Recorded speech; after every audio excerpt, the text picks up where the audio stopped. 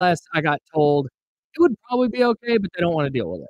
Okay, yeah, 'cause I was like, I'm not gonna lie, I'm not gonna lie. When I first came, I was like, "Hey, that's weird. They're starting their show around there or whatever, and then Kyle got theirs coming up."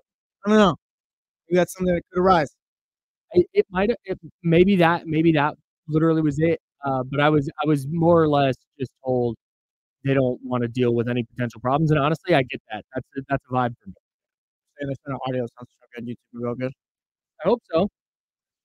Um, I don't know what to do differently if something is bad, so Just turn it off and turn it back on for you guys. yeah, refresh the stream. I don't know. Anyways, if that persists, we will we will, oh, I might know why. Here we go.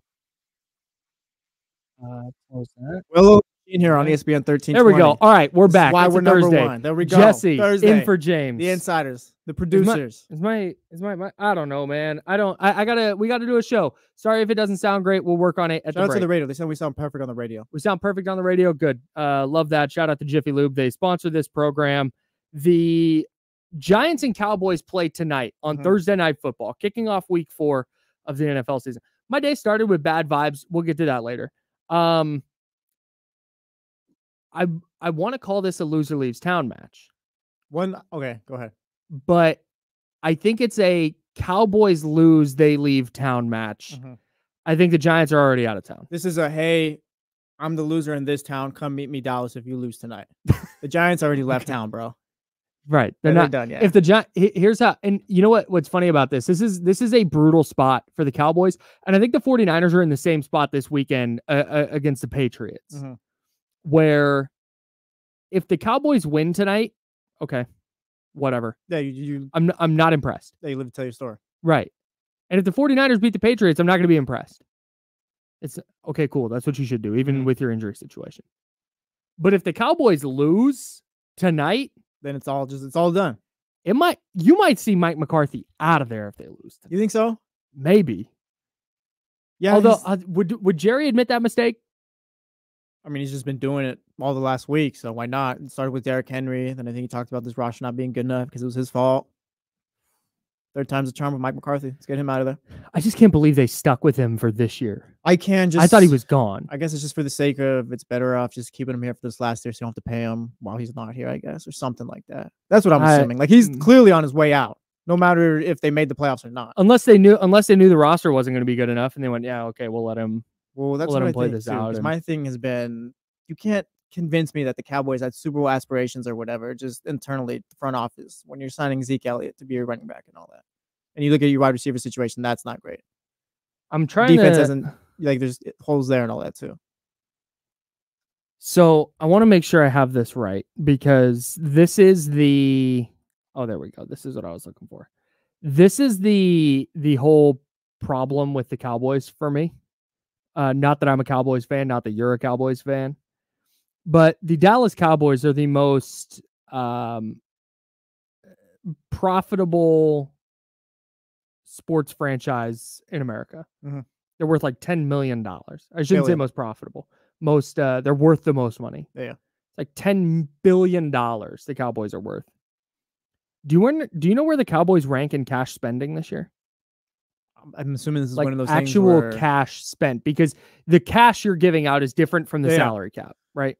I'm assuming it's bottom 5, I say. It was. Okay.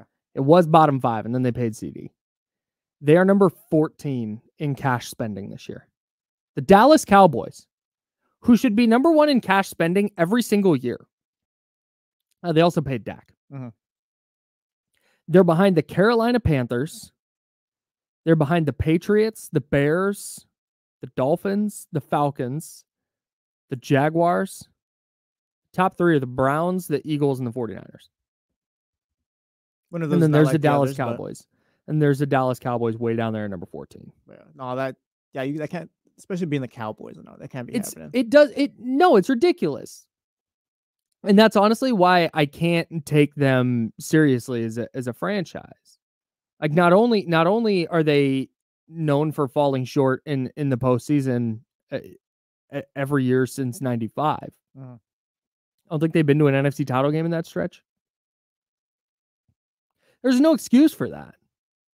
They should be spending the most money in the league every single year. Why do you think that is?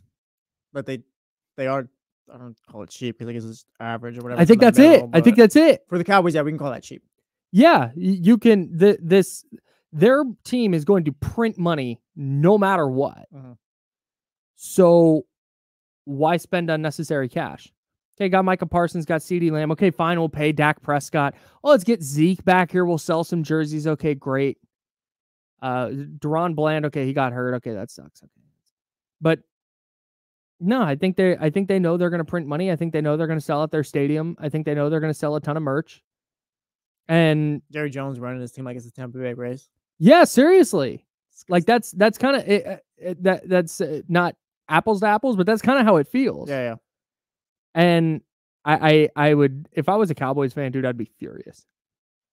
And you see people like Damien, who used to be Cowboys fans, who are like, if Jerry Jones is the owner, I'm out. And I know there's more to it than that for Damien, but if you, I don't know, man. I love to see it though. I've never really been a big Cowboys hater, but I'm not going to cry for you either.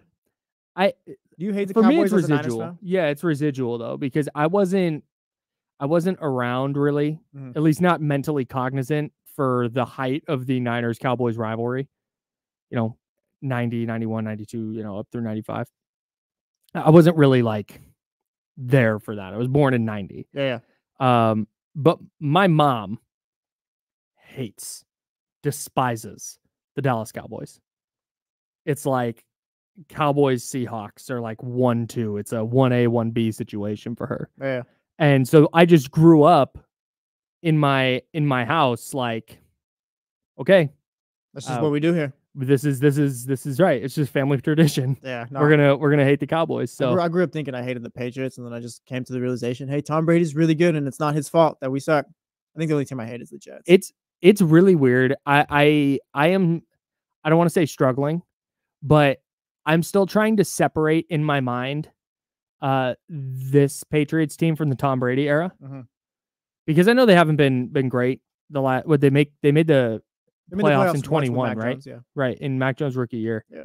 But I'm still trying to separate the top because, like you said, I was 11 when they won that first Super Bowl, and then they were just good forever until I was 30. And so, like the Patriots coming to Levi Stadium, it's like, man, tough game. Even though it's in reality, the Patriots stink. Yeah.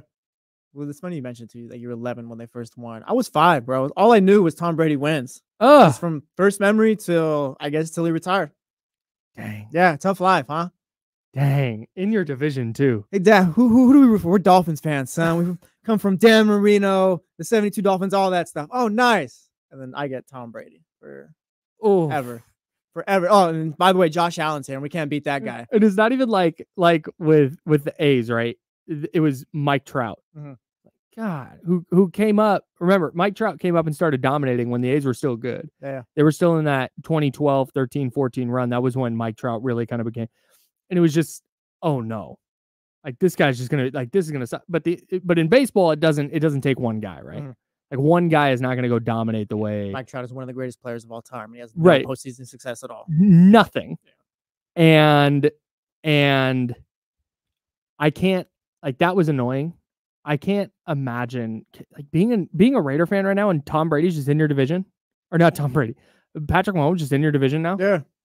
That sucks, dude. Like probably the next greatest of all time. Yes. It's just you got to play him twice a year. And then on top of that, because the hatred in the NFL runs so deep, especially within your divisions, right? Yeah. So not only does Raider fan have to watch Patrick Mahomes win a ton of games in the regular season, they also have to watch him go have success, and the Chiefs have success in the postseason. It's like that's infuriating. Well, think about it too. Like there was Mahomes for a bit, and then right before that, it was Peyton Manning. I mean, there was a little lull between there, but you're dealing with Peyton Manning on the Broncos. Shout out to Raider fans. That's so frustrating. I think the Raiders are get a quarterback. Do I think they'll get a quarterback? I need them to. Oh yeah, they definitely do. Yeah. I used to be in on the whole Dak thing, but he got paid and all that. I don't know what they do next year. You just take Quinn Ewers or Shedeur Sanders. Shedeur Sanders. Yeah, Shedeur Sanders. That was a tough one. I don't think they're going to be bad enough. The Raiders might be falling into they're stuck. The abyss of the NFL where they're not bad enough to go get Quinn Ewers or Shedeur Sanders or whoever winds up being the number one pick, right? Yeah. They're not that bad to be in that range, but they're not good enough to make the postseason. So they're just consistently drafting in the like 13 to 14 range. Yeah, Miles in the chat throws in Cam Ward. I like him in Miami. I don't know what it'd be in the NFL, but they're just kind of, like you said, they're just kind of stuck in the abyss. Yeah, and that's at some point you just got to be bad. There's no quarterback too in the NFL right now that's ready to leave a team like Kirk Cousins or anything like that. Do you just getting back to Thursday night with the Giants and Cowboys? I think Daniel Jones is going to be somebody that holds the Giants back because they won't part with him. Like paying Daniel Jones was such a colossal mistake. There needs to be like, it's kind of like with quarterbacks. If you win games or whatever, then they somehow get paid. It's like with Brock Bortles when they went to the AFC Championship or whatever, and they paid him. It's like, are you sure you want to do that? And turns out, yeah, you didn't want to do that. Who? Blake Bortles. Oh, okay. And it just didn't work out or whatever. Like instantly. It's like Daniel Jones is the same thing. They went to the playoffs one year with him. It's because of Saquon and that defense. It's like, hey, Daniel Jones was decent, I guess, this year. Them winning that game in Minnesota was the worst thing that could have happened to him. Yep. Because now that you're paying Daniel Jones $40 million because you feel like you have to. That's what I'm so interested in with the NFL over the next probably decade or so, as the game kind of changes and evolves. If we see teams develop quarterbacks differently, and team build differently based around the quarterback, and B, if we start to see teams more willing to let the Daniel Joneses just walk. Yeah. Go, yeah, you know what? You go test free agency. You enjoy that. We'll wear it if you walk and you go have an awesome career elsewhere. All right, but it wasn't going to happen here. We're going to try and figure this out with somebody different. My thing too is how much worse would your replacement be from Daniel Jones already? He's not a great quarterback. Right, he's fun, and that's what you just have to not be terrible. Yes, just don't turn the ball over at this point. That's literally what our game plan was this past season with them. You coming in, whoever you may be, don't turn the ball over. Yeah, and that's what I think is going to start happening is owners need to tell their GMs and their coaches like, hey, you'll get a couple extra years. We're not paying this guy. Or we're going to let this guy walk. And if he hits the open market and get $40 million on the open market, great. Yeah. We'll pay him 20. Because Brian Daboll too, he might be a good coach, but it's like you stuck with Daniel Jones. So we'll never know here.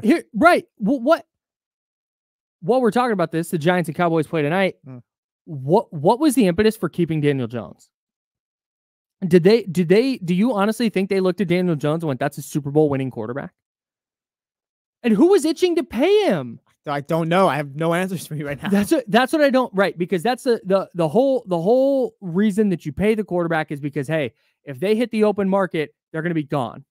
So we're going to pay this guy to stick around. We're going to pay him early. If I'm the Giants with a player like Daniel Jones, I get why the Cowboys wanted to keep Dak around. I know a lot of people don't love Dak, especially because of what he does in the playoffs, but Dak's a good player. Yeah. So Dak is to me a player you have to keep around. But Daniel Jones, I don't understand what was stopping the Giants from going, yeah, okay, you go out there. That's honestly just being a bad front office, I think. Just lazy too at that point. Yeah. Instead of going and looking for something else or kind of taking that jump. Well, I get why though. Like there's that worry, right? With a front office and a GM that like, yo, we have to do everything we can to save our jobs. Like at some point it becomes about that and not winning. It's like self-preservation. Yeah. And so because you run the risk if Daniel Jones walks, okay? You run the risk of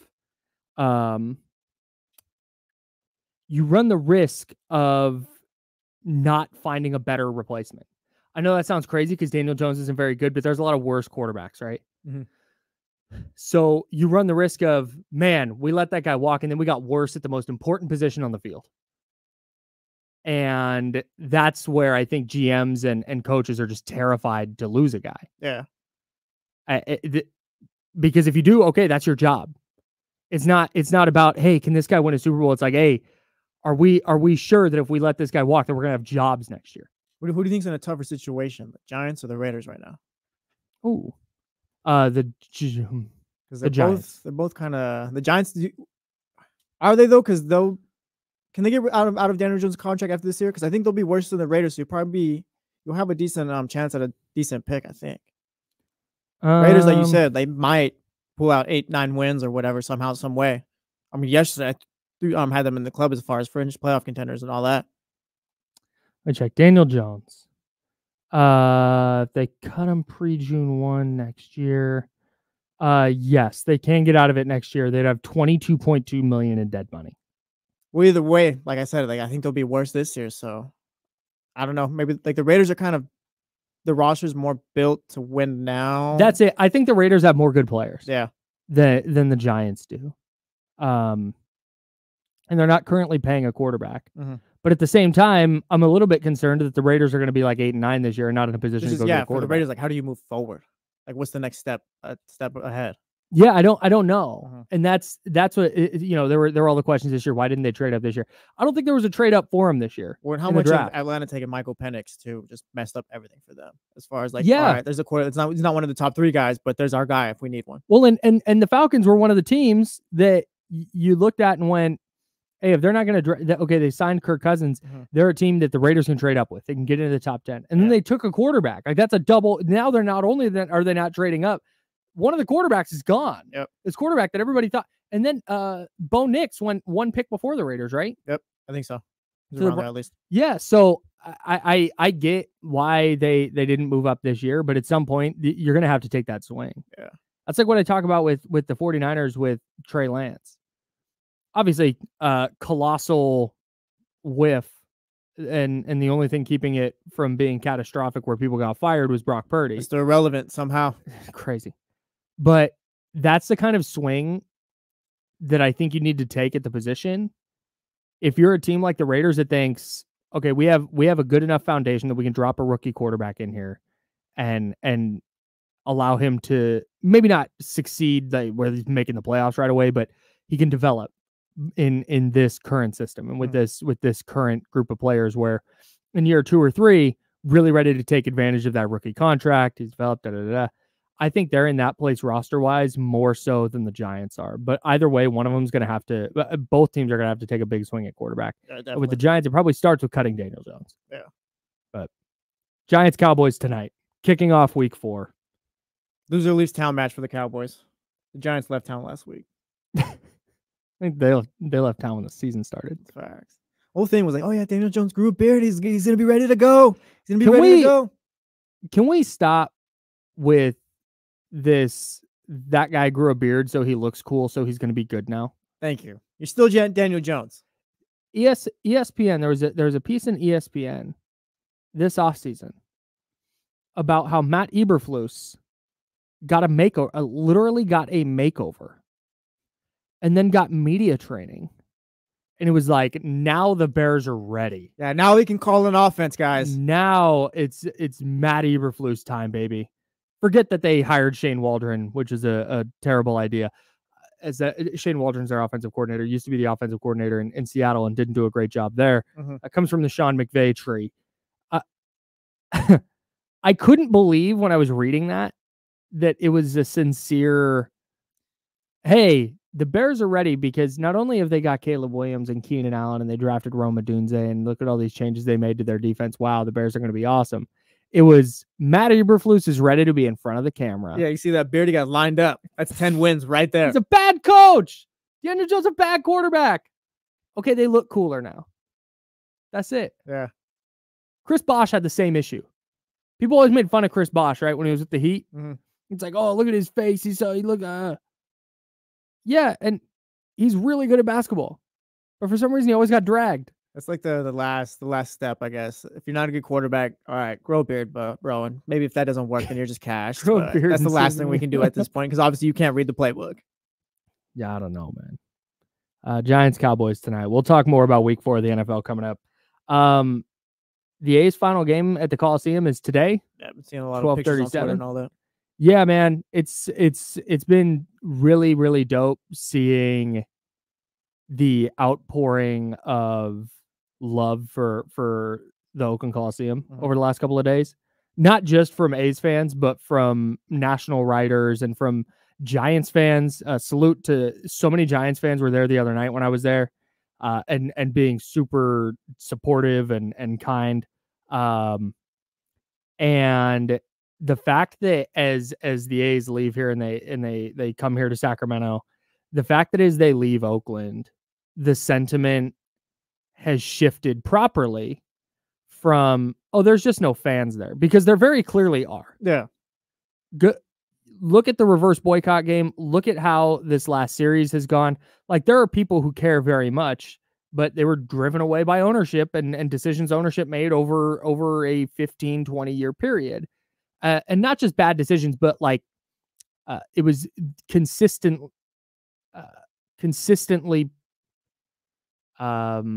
financial driven decisions that took into account, or that did not take winning into account. Right? Yeah.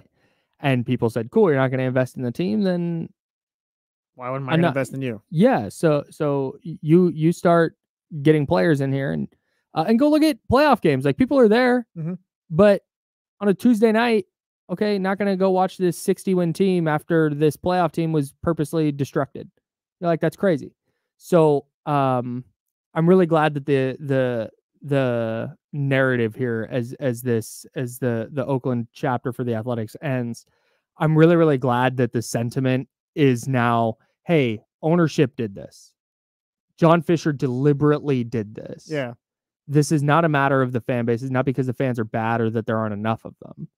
It is A's ownership, Giants ownership, 28 other MLB owners, and Rob Manfred facilitated this on purpose. I feel like what's helped it too is like that's how it's been reported too, locally and nationally. Yes. I feel like, so people have always been kind of like in on what's been going on too. Yeah, over the last couple of years, because for so long it was really frustrating, because I know there are A's fans. I know they exist. We're out here.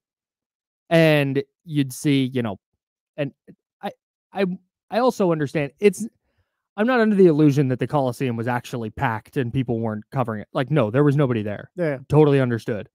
But it was the reason why, right? It's not the what, it's the why. They didn't just stop showing up because. Right. They've been trying to get out of Oakland for 2 decades. And when they had a plan in Oakland at Howard Terminal and they were at the negotiating table with the city of Oakland, they were as close as they ever were to shovels in the ground at Howard Terminal. And then the A's walked away. Yeah. The A's stopped negotiating. They said, nope, we're done here. We're going to Vegas. See ya. And that's, so I'm just glad that as this chapter ends, that it wasn't, wow, look, the fans are so terrible. Because it's never been that, man. The fans didn't go because ownership is terrible. And now ownership's getting a bailout to go to a smaller market so they can stay in MLB's revenue sharing formula. That's the story. And I'm so glad it's being told that way. And all the honoring, like I said, of the Oakland Coliseum and A's fans from non-A's fans has been super dope. And it's been very, very nice here on this Thursday as the A's wrap up their time at the Oakland Coliseum. They have one more series up in Seattle this season, but they wrap up their time at the Oakland Coliseum today against the Rangers at 12:37. If you happen to be going, or if you happen to be there right now, enjoy yourself. Have a great time. Stay as long as they'll let you. Don't destroy things, please.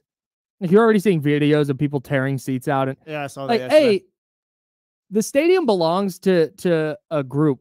Like, a group bought the stadium, and the Oakland Roots soccer team is going to play there. Yeah. And I think the Oakland Soul, the women's team, are going to play there as well. Like, there's going to people need to use that. There are people, so don't destroy property. Don't throw things on the field. Honor the players, honor the stadium by being respectful and good fans. Be loud. Yeah. Listen to Kyle. Say hello to Charlie too if you're out there. Yeah, say what's up to Charlie O. He's up there. Charlie, if you're listening, salute. Have a great time today. Shout out Charlie. Yeah. I told you yesterday, I'm still glad I didn't go today. I'm glad I'm here. Yeah, like I said, I think you did it perfect. Like I said, when you're telling that story years from now about the last A's game you went to, it's like walk-off win, Jacob Wilson. Yeah. I was there with the fam. It was literally everything it needed to be. It was a blast. We had an NBA retirement this morning. We'll talk about that. We have a very surprising layoff at ESPN. We'll get into that. We've got doctors weighing in on Christian McCaffrey. Love a Twitter doctor. What is it? What do they have to say? And we built our NFL club yesterday. Who's in, who's out? I want to do the NBA preseason version. NFL club sounds like it's pretty messy. We'll see if the NBA one's any night better. We'll see. Yeah. That's Jesse Tapia. He's in for James Ham today. I'm Kyle Madsen. Back in a second here on ESPN 1320, Sacramento Sports Today.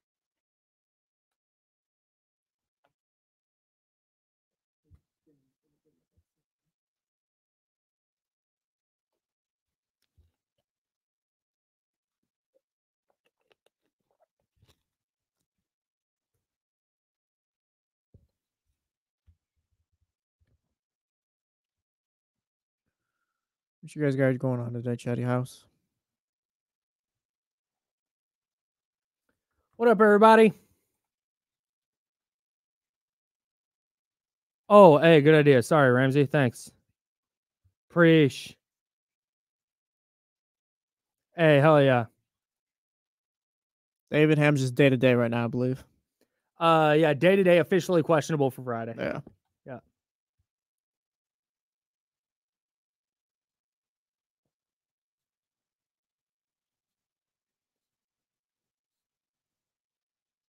Ooh, good question from Russ. I'm going to write that down.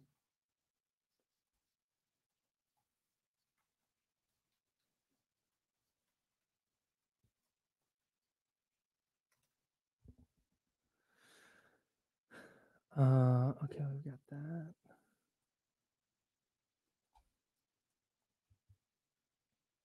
Got you, Ramsey. Oh, no.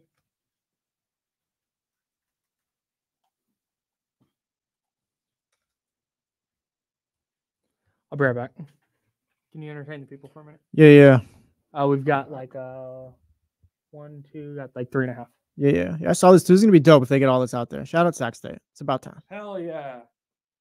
Fingers up, baby. We'll say we'll have your buddy sell this on eBay. Go for good money.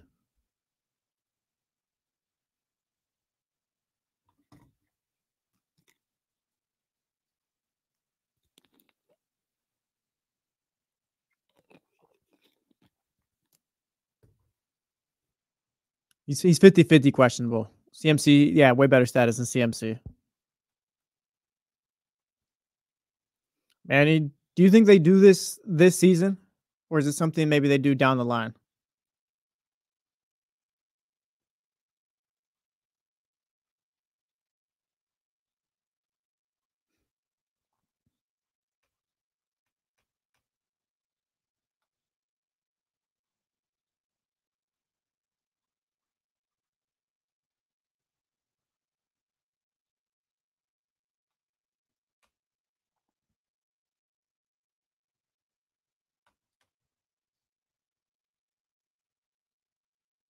Mission things down the line, Manny. So you think they do it this season? Yeah, I think they should do it this season too. That dude's a legend. He was one of those guys. I guess we'll talk about on the show.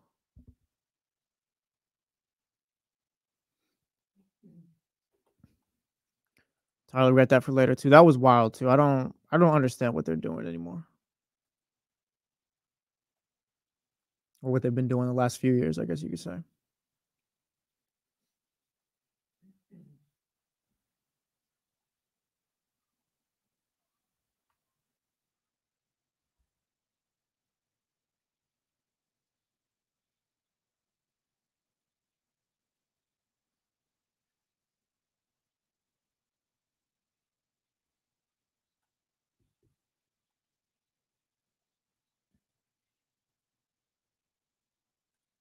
I think Belichick to Philly is the move.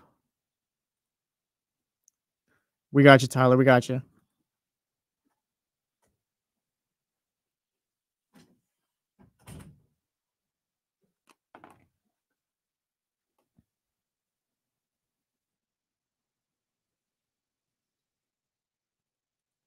Chris, I think I'm good with Tyler Huntley, I guess, or whoever till 2 is back. I mean, bro, we're down bad right now. I think Tyrod is somewhere too. He's with the Jets, I think. Tyrod Taylor. He's somewhere. the Jets. He's definitely with the Jets. He led a touchdown drive against the Niners. Russ, you can be the starting quarterback if you could throw a football. Your history of head injuries. Yeah.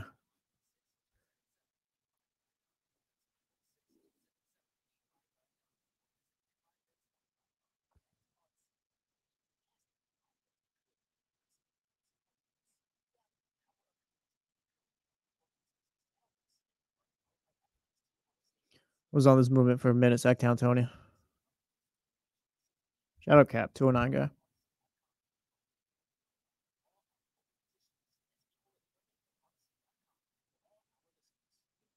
Okay, here we go.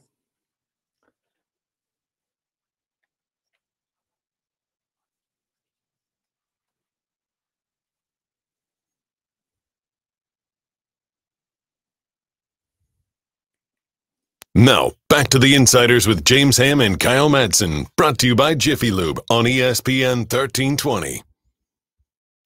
I guess exits are just going to be the theme of the day. I guess so. Loser of Giants-Cowboys exits town. Yeah, get out of here. The A's exiting the town, their final game at the Oakland Coliseum today.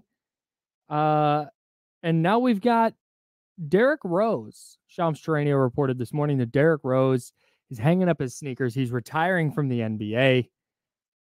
Fascinating career. Best player that'll never make the Hall of Fame? You think he's okay? That was going to be my question. You think he's not a Hall of Famer? Yeah, he's not. He just didn't do enough. He got hurt too early. Are we sure? Yes. 3-time All-Star. Nope. That's All NBA in 2010-11. Just twice?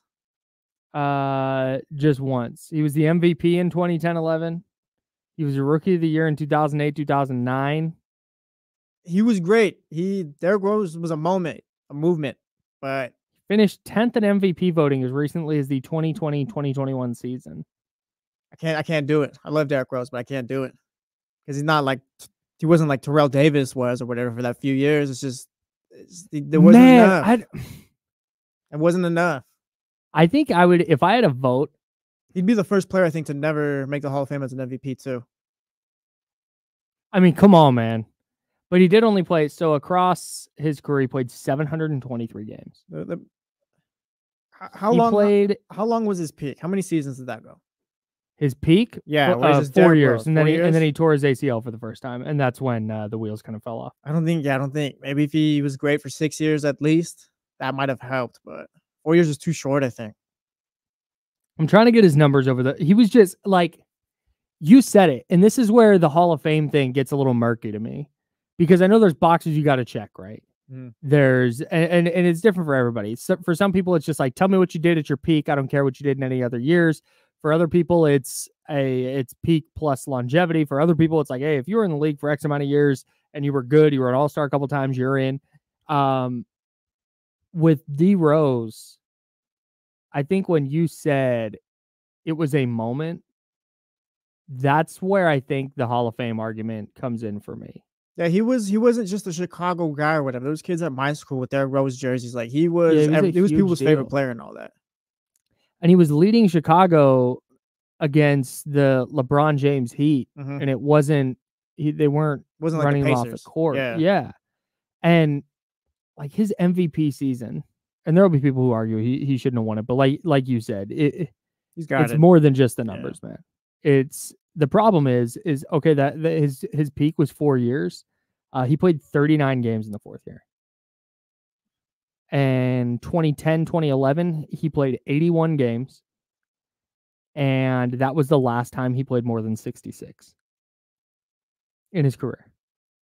Yeah, I mean, the whole MVP votes in, what was it, 2021 or whatever, like that kind of, like, oh, that's hey, but I don't think you can do it. Yeah, man. He's someone that will say too, though, like if he just had a normal career, he would have been a Hall of Famer easily too. He would have been one of the top point guards ever, I think. Yeah, man. Yeah, I think I'm with you. I don't think he gets in because his even the peak wasn't quite long enough for me. Yeah. It sucks because it was all, like you just said, it was all injury based. If he stays healthy, doing what he was doing, he averaged 17 points as a rookie, 17 and 6 assists as a rookie, 21 and 6 in his second year, 25-8 in his third year, and 22-8 in his fourth year. He was so good. He was so sick. Yeah. And there's a real chance that there's a title or two in there, depending on how things shake out with the Bulls. Man, yeah, I don't think he's getting in. But honestly, here's where I land on this. If he wound up getting in he meant this much to the league at a time where LeBron going to the Heat kind of took everything over. Then there was Derrick Rose and the Bulls, right? And Paul George and the Pacers a little bit, but the Derrick Rose Bulls were like it. What if Derrick Rose doesn't tear up his knee and he gets to play with Jimmy Butler healthy? Yeah, right. They were going to be awesome. So I think you're right. He's not getting in, but I wouldn't hate it if they were like, look, he was this moment in the league. He dealt with a bunch of injuries. He battled back. He had himself a long career despite the fact that he had all these injury issues. So here's a kind of cursory spot. Then I wouldn't hate it. Yeah. Derrick Rose, you probably won't get in, but we'll tell your story. We'll tell your legend. That's it. He's going to be one of those people. Here's Derrick Rose. We're going to be pissed off in 20 years because some badass kid, it sounds, Derrick Rose only played for 4 good for 4 years. Really, this guy? That's it. That's exactly what's going to happen. Derrick Rose is going to be the first time I'm a real old head about sports. Yeah. Because some kid who's 19, 20 years old is going to go, Derrick, he only averaged 17 and 5 in his career. Gonna be like, yeah, but you weren't there. And we're gonna be in the wrong too for getting mad. And this is exactly. I'm gonna be so. I said I wouldn't do this. Yes, to the man that was mad, but I'm mad talking to me about Jerry West. I'm sorry. I get it. We're talking 916-909-1320, 916-909-1320. That's the Elk Grove Kia talk line. We're talking exits today. Who exits town tonight? When the Giants and Cowboys play, loser leaves town. Who's gonna exit? We've got the A's exiting Oakland, playing in the Coliseum for the final time. Derrick Rose exiting the NBA after, 14 seasons, 15 seasons? Heck of a career for Derrick Rose. Ramsey, you're on the Insiders with Jesse and Kyle. What's up, dude? What's up, Ramsey? I said my piece last night. I went to the Coliseum. Oh. And for me, it's not just I'm mixed emotions. For me, I was able to say my piece because, as I've informed people before, I used to work there. Right. So I actually got to see a majority of the people that were still there working last night that I know. And I got to hang out with them and be around people I know. I honestly didn't get to my seat till after the 7th inning stretch because it was more of, I'm taking this in, just watching Oakland be Oakland. I was at because I used to work at the box office by left field at D-Gate. I was out by the BART ramp and just seeing the droves of people come off each BART train and steady buy tickets until the windows closed at the middle of the 5th inning. Saw a bunch of people come up by section 117 to get tickets reprinted as a memento. So I'm at peace. I'm sad for Oakland for the fact that, yeah, they're leaving. That's 3 teams in 5 years. Didn't need to happen. But I'm from Sacramento, so therefore I'm looking to see what Sacramento can do. Yep. Hopefully everything falls through with the Vegas situation. And possession is 9/10 of the law. If they're here in Sacramento and they can't find anywhere to go, let's keep them here. Much better option than moving outside of the state. Facts. Absolutely. Thanks for the call, Ramsey. Appreciate you, man. Elk Grove Kia talk line, 916-909-1320, 916-909-1320. Oh, we had Manny and then he left. Oh, Manny, call back. Manny, call back. I want to hear what Manny has to say about Derrick Rose. Yeah. Shout out Chatty Pass after party too. Yeah. Had Young Zell on yesterday. Oh, nice. Yeah. That's a good get. Yeah, that's facts. It's a good booking. Young Zell's got a new album coming out this Friday. Oh, word? Yes. Excellent. Things happening in Sacramento, Kyle. Vibes are up. Manny, tell us why we're wrong about Derrick Rose. I wish I could. Oh man. I love Rose, man. Like him being from hometown, watching him, getting to go watch him play for Simeon when he was in high school, his 1 year in college, and then seeing him come home.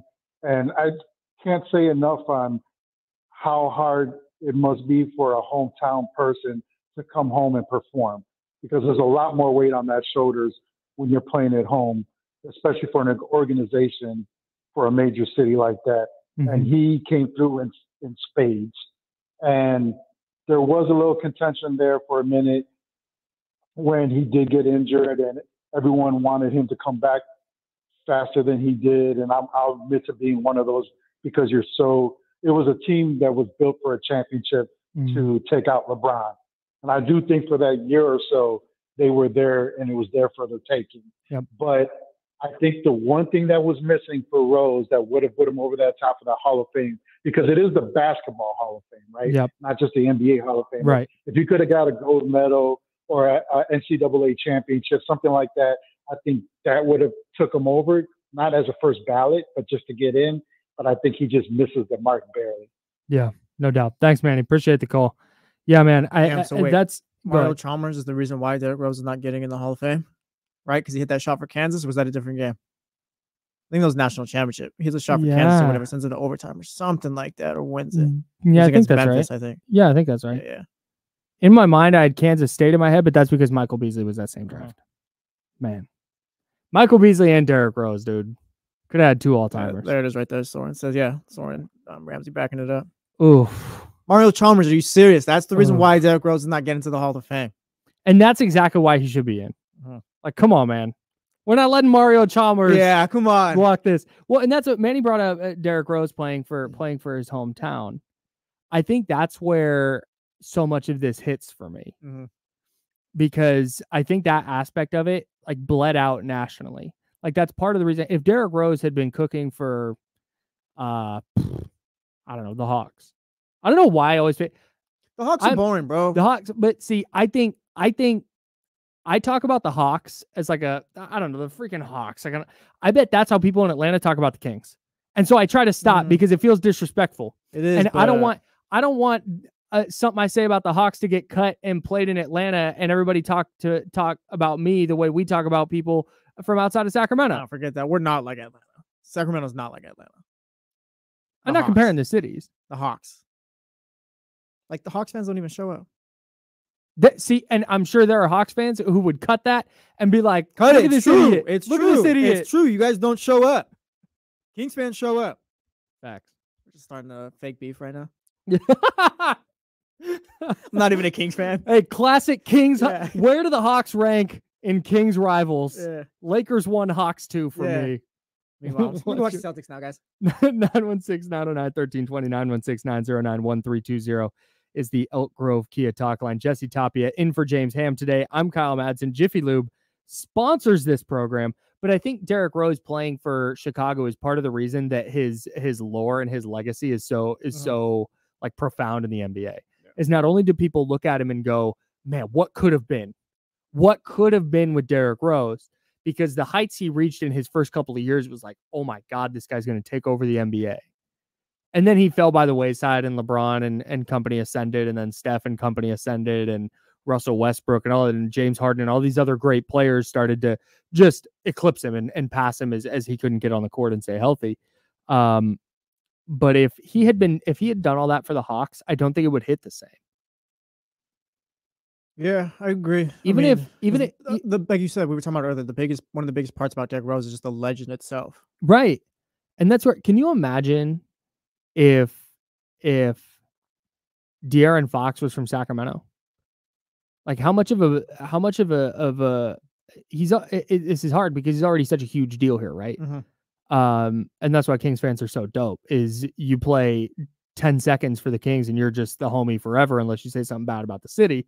But can you imagine if there was a star on the level of De'Aaron Fox or Domantas Sabonis who was from Sacramento playing for the Kings? How much that person would mean to this city? Yeah. Because like you said, they already go hard for like the 12th guy on the bench or whatever. Right. So just imagine De'Aaron Fox already now, and then plus he's from Sacramento. Harry Giles, bro. Still. Harry Giles gets standing O's here. And this is not bagging. This is a compliment. That doesn't happen anywhere else. Anywhere else, it's like, oh, that guy? You mean the guy that couldn't stay? Like, that's how every other 29 other fan bases would be. Yeah. But Sacramento's just different. So that's why the Derrick Rose being from Chicago thing, I think, hits so hard, and why I think it adds to his legacy so much, because that stuff matters, man, especially to a city like Chicago and a franchise like the Bulls. So I think that's for me why my knee-jerk reaction is yes, he's in the Hall of Fame. Like, yes, Derrick Rose is a Hall of Famer. But then you go look and you go, man, he don't. Yeah. Like at some point, like there's just certain thresholds you got to clear. Yeah, he doesn't match that. He just doesn't quite get there, which sucks. Hall of Fame talent. Like I said, we'll be yelling at some kids about him 20 years from now. Oh, I can't wait. Yeah, I can't wait. I'm gonna go find a basketball fan at a Kings game who's like 8 and be like, hey kid, hit me in 20 years so we can argue about Derrick Rose. There it is right there. Hit me with your terrible Derrick Rose opinions. Imagine just 20 years from now. Wait, what do I feel like you're going to talk about Derrick Rose today? Hey, give me a call, Braxton. Whatever people are naming their kids now. Whoever the 2031 first round pick, Kings pick might be for that year that the Spurs have. We'll talk to that guy. We'll talk to that guy. That very important draft pick. Yeah, very important. We'll talk to whoever that guy is about Derrick Rose. Should the Kings fire Monty McNair for swapping that 2031 pick with the Spurs? They swapped it. Yeah. Honestly, I'm out on that pick. They didn't even get rid of it. If that guy isn't on Derrick Rose, I'm out on that pick. Maybe Monty made a good decision. Who knows? Totally nuts. That's the most insane thing of all time, by the way. The other, which one? Just the whole, hey, they traded the pick. I don't know what's going to happen. Like, relax, bro. Are we projecting out that the 2031 draft class is going to be watching 6th graders right now? And I saw too. It's like, hey, they might be able to draft Victor Wembanyama's running mate or something at the time. Dudes are going to cook. I guess so. Is that 6th grade, right? 7th grade? 6th grade, 7th grade, around there. Yeah. Just cooking the AAU circuit right now. Yeah. I don't know. Maybe it's I don't know. The other exit that we have today. And why did somebody pause me for saying exits? Yeah, you did. But I don't think that works. I think it's play on. Is it? What did somebody wrote down exactly what I said. I think it was Dr. David in the chatty house. Talking exits, huh? I don't know. Play on. That's it. Yeah, no. That's not gonna work. No. Don't let the fans get you. Now I'm getting now I'm mad. Now I'm mad. With the guy on courtside now. You're arguing with the guy courtside. Luka, hey, I'm just taking notes from Luka. No, he's not, because I'm not gonna be that mean to Dr. David. Luka hurt my feelings, man. No, that exit is. I'm not. No. See, now you're still stuck on it. Yeah. No, I am. We're playing on. We're good. I'm still arguing with the refs. Lock in, Kyle. Lock in. All right. The Athletic reported today that ESPN is laying off Zach Lowe. Yeah, that's a wild move, but it's par for the course with ESPN. It is a full-blown commitment to not talking basketball. Full-on commitment to not talking sports if we want to be just as a whole with ESPN. That's just not their thing anymore, I guess. And I don't know if it's because people don't interact with that or what, but what's interesting is they're doing that with the NFL. They've got Dan Orlovsky and Mina Kimes and Laura Rutledge, and they actually try to talk football in a smart, interesting way. That's what Zach Lowe does. To me, Zach Lowe at least presents as though he watches as much or more basketball than anybody in the mainstream media. Certainly at ESPN. Where it's not, when he writes something, it's not like coming from this place of, I'm going to say this hot take for clicks. It's like, he actually had something of substance. I watched this. Here's what I'm seeing. Here's what the numbers say. It's like in-depth actual basketball talk. And you like learn something listening to and reading Zach Lowe, or some of his pieces interminably long. Like, yes, no doubt. But you learn something when you read them. And the fact that no longer holds value to ESPN, it says a lot about what they think about talking basketball. And it's why when ESPN has somebody on ESPN has some bad opinion about the Kings or whatever, it's why, like, I know you want to see the national media talk highly of your favorite team, but they also don't know. Yeah, honestly, at that point, you I just don't care. Yeah. If that was like the standard of, man, hey, this outlet, whatever it is, this show is like the standard of basketball analysis. God, I hope they say something good about my team, because that means the team is doing something right. The ESPN is just like, hey man, they might say something about De'Aaron Fox, might get this player's name wrong. That's about it. Yeah. And it's just right. It's not going to be in-depth, high level analysis. It's going to be surface level. It's going to be reactionary. It's going to be, here's just this preconceived notion I have. So I'm going to build this entire take around this preconceived thing I have from the Kings being not very good for a decade and a half. And that's okay if that's what it is. If that's what gets ESPN ratings, like here's the split I have. I understand as somebody who works in media how they are going to structure this to make money. They're going to structure this in a way that is like, yep, we're going to say the most inflammatory thing that's going to get eyeballs, it's going to get clicks, people are going to cut the video, they're going to react to it, they're going to talk about it on the radio, and that's how we're going to draw people in. And I get that, but on the other hand, for me, and I think for a lot of people that probably listening or watching, salute, I think that there's like people want more than that. Well, that's not the only way to do this either. That's not the only way you could be entertaining. I agree. Now, you can talk sports normally and like still be entertaining. You can still get a clip out of that and all that. You probably need to work a little bit harder as far as how you quote it or throw whatever out there or whatever. But like it's not difficult. You can talk sports and be entertaining without having some insane take. But it's just it's lazy, I think. It's a lot easier to take something out of context, throw it out there, and all right, now everyone's going to click on it, and that's what it is. But it's also our fault, too, I think, in general, as a sports fan, because I think people eat that stuff up, too. It's our fault for watching First Take or Undisputed or whatever, interacting with all that stuff, too. And Brett in the chatty house makes a great point, and I want to read this. He said, Kyle, don't you understand ESPN is only interested in yelling hot takes, speaking about major markets, and people are just surface fans? Yeah, I do. Like, I do get that. And they fully committed to this by laying off Zach Lowe. Yeah. Because that was not Zach Lowe's bag. When Zach Lowe went on TV, when Kendrick Perkins is going to say something wild, and then Austin Rivers is going to say something wild, and then Zach Lowe is not, like, all right, then you're out of here. Well, that's why we only get to see Tim Legler 5 minutes a night on an SVP show. Yeah, and that's the best 5 minutes of basketball talk on ESPN all day. Exactly. But to Brett's point, and this is kind of what I'm getting at, they're not aiming for me. They're not aiming for you. They're not aiming for the people in the chatty house that hate this as well, or the people listening that hate this as well. They're aiming for Joe Schmo, who's going to, like, ESPN is the only sports that he consumes in a day. That person, I shouldn't say he. They wake up, turn their TV on. It's ESPN. They're going to watch Get Up. They're going to watch First Take, whatever. Up, got to go to work. They're going to go to work. They're going to come home. They're going to throw on whatever game is on, and then there's going to be Sports Center. And that's like the amount that they're going to talk about it with their friends, but they're not diving into podcasts. They're not diving into the deep dives that people are writing. They're not listening to local. They're not listening to D'Lo and KC or the insiders. Yeah. Like ESPN is just kind of it for them. And I think there would be a shocking amount of people. If you saw the number of people, if you could survey that, there would be a shocking amount of people that is the extent of their sports content consumption. No, I believe that too. And that's what they want. Like, they want to, because I feel like too, they know, like, we're still going to tune into ESPN and all that stuff or whatever, still follow on, because we're just sports fans. It's ESPN. It's just going to be on. We have it. It's literally what's on right now. Yep. Oh no, I guess we have NFL Network on. Shout out. But it's just right. It's just on. It's just in the background. It's just, we're always going to be this, so you got to figure out how to get the others, I guess. Right. And so they're gonna appeal to the fan that's what they want. That's what they're there for.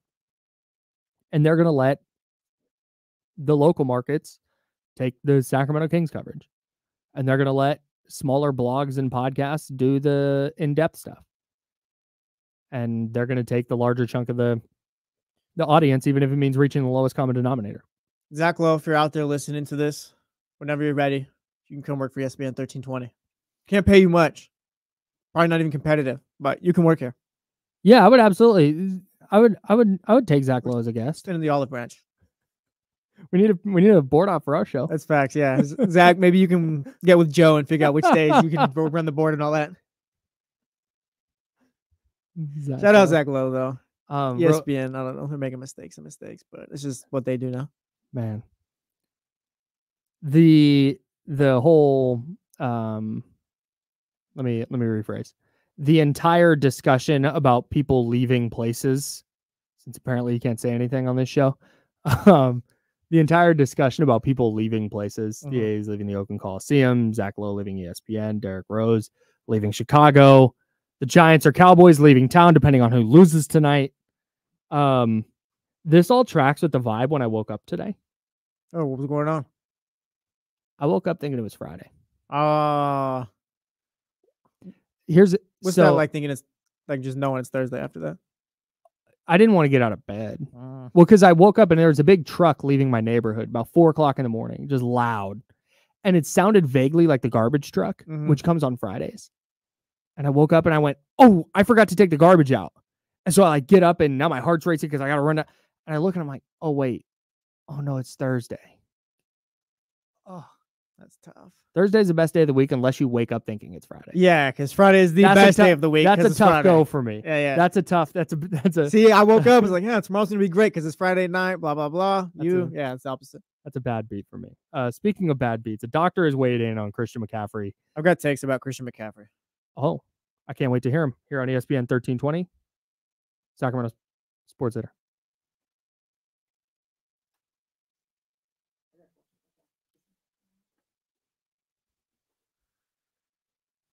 Talk about it, Adam Mel. I mean, if you did realize it was Thursday, you'd be a lot happier, you'd think.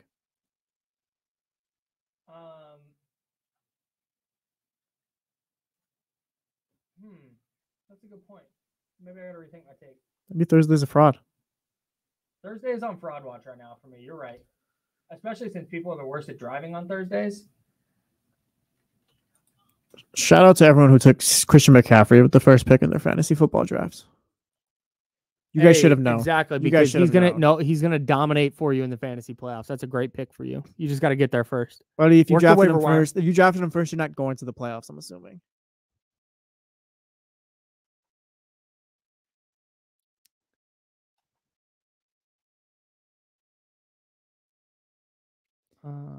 It'll never happen, but I'm gonna fight for the 4-day work week in sports media. It's just not possible, but one of my buddies works 4 days a week. He works 4 10s or whatever. Yeah, it's my guy Wade does. Sounds like the greatest thing of all time.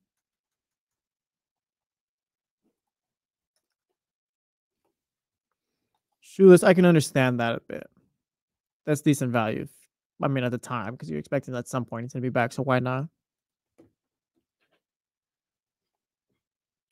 Hey, Cody, I would trade CMC in Dynasty if you can. Sure. I don't play Dynasty fantasy football, but I heard it's nice. Basically, you keep the same team every year. So, like, I have George Kittle right now, but I'm not going to get great value for George Kittle because he's 31.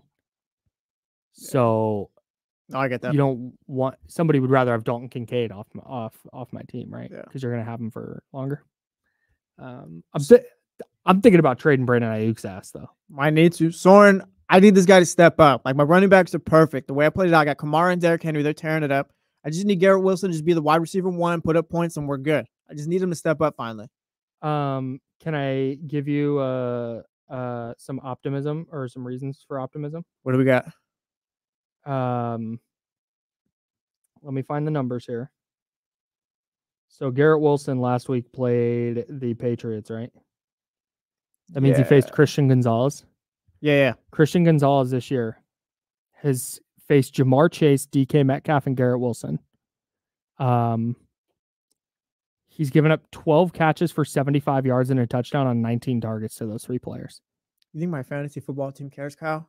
They should if you're talking about the future, yes. We need results. Yeah, you're going to start getting them. I'm telling you, you didn't get him last week because Christian Gonzalez is locked down. God. We're freaking out here. I'm sorry, dude. Ross told me we'd be fine, and I'm still we're still not fine. Oh, buddy. So I don't know if I've told this story on the air. Oh, nice. Real quick. Because this I won't say on the air, but the story I have to tell about fantasy analysts, I will say on the air. Yeah, I go, so from here, from Roseville, I jump on 80 to 5 to Twin Cities, and I take Twin Cities up to the River Road, and then I take 160 all the way in through the Antioch Bridge. Just to answer Johnny's question. Salute to Leezy. Yeah, shout out Leezy. Appreciate you. So Zabo, as if we're grilling for Oz tomorrow. So one time, on the other show I was at, or the other station I was at, should I tell the story on air? I'll tell the story on air. Why not? All right, Zabo, thanks for the content. Preach. It is. So it's like driving in. I honestly kind of like it. Because it's a beautiful drive along the river when the sun's coming up. And I just throw on whatever content I'm listening to that day.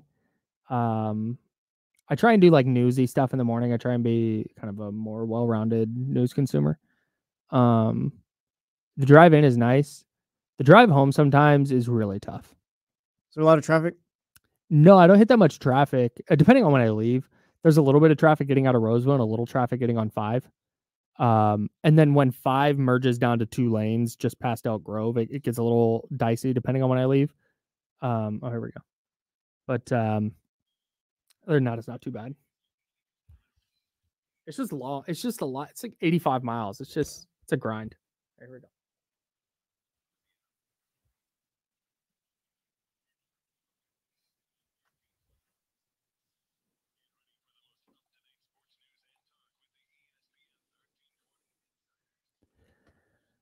Hour number 2. I'm Kyle Madsen. He's Jesse Tapia. We're taking you up until noon, then we'll hand it off to D'Lo and KC. And D'Lo and KC will take you to 4 o'clock. Jesse in for James. James officially questionable for Friday's program. Day to day right now. He's day to day. Trending the right direction. Tomorrow at 10:30, by the way, just want to remind you, we have Fantasy Friday. Faraz Siddiqui of Upper Hand Fantasy will join us for an entire segment answering your questions.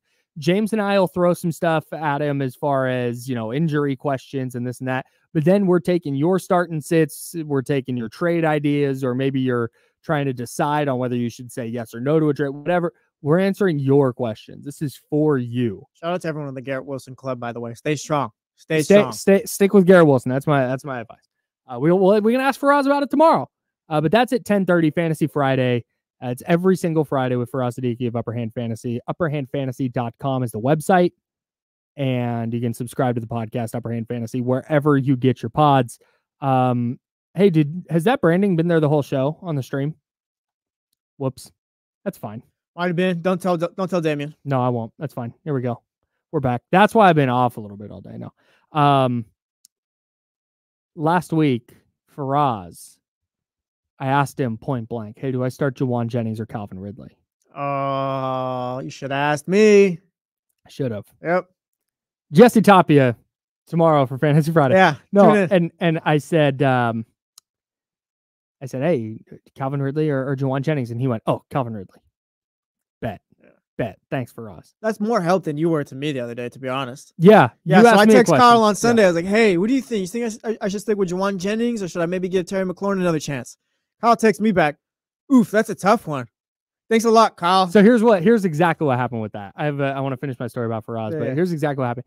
I was getting on Bart, and you texted me as I was walking up to the platform, or taking the thing up to the platform, and so I responded to you, and then my goal was to respond more, but then it was a cluster on the platform, and so I put my phone away, and I was kind of navigating to make sure I could get where I was going, and then I got on the train, and it was a whole thing, and I just forgot. It's all good, bro. That's my bad, dog. We went in there all alone, but we still made it out.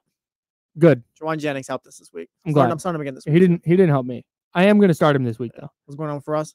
So he tells me to start Calvin Ridley, who, if you didn't keep track, Calvin Ridley had 1.9 points, I believe, for the Titans.